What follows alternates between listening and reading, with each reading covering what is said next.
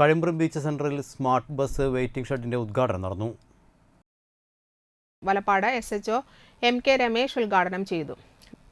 CCTV camera, mobile charging, വായിക്കാൻ വിശ്വസാഹിത്യത്തിലെ പുസ്തകങ്ങൾ, സംഗീതം ശ്രവിക്കുന്നതിനുള്ള സംവിധാനങ്ങൾ, വെളിച്ച സംവിധാനം എന്നിവ ഈ സ്മാർട്ട് വെയിറ്റിംഗ് ഷെഡിലുണ്ട്.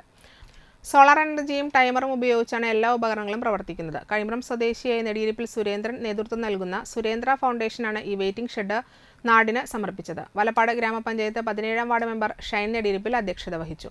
ഗ്രാമപഞ്ചായത്ത് vice president V Arjith, Edamuttam സഹകരണ സംഘം പ്രസിഡന്റ് ശോഭ സുബിൻ, നെടിയിരിപ്പിൽ ക്ഷേത്ര സംരക്ഷണ സഭാ പ്രസിഡന്റ് NS രമേശ് ബാബു എന്നിവർ സംസാരിച്ചു.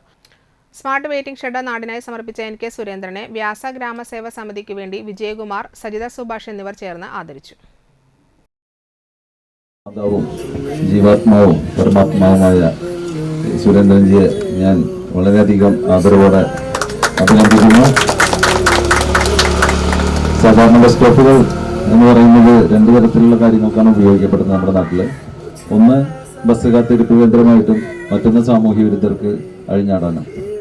അപ്പൊ അങ്ങനെ ഒരു സംവിധാനം കൂടി ഒഴിവാക്കാനായിരിക്കണം, ആ ഒരു ചിന്തയിൽ നിന്നും കൂടി ആയിരിക്കണം അവിടെ ഒരു CCTV ക്യാമറയോട് കൂടിയ സംഗീതാത്മകമായ വെൽ കൺസ്ട്രക്റ്റഡ് ആയിട്ടുള്ള ഒരു ബസ് സ്റ്റോപ്പ് ഉണ്ടായിട്ടുള്ളത്. വളരെ നല്ല കാര്യമാണ്.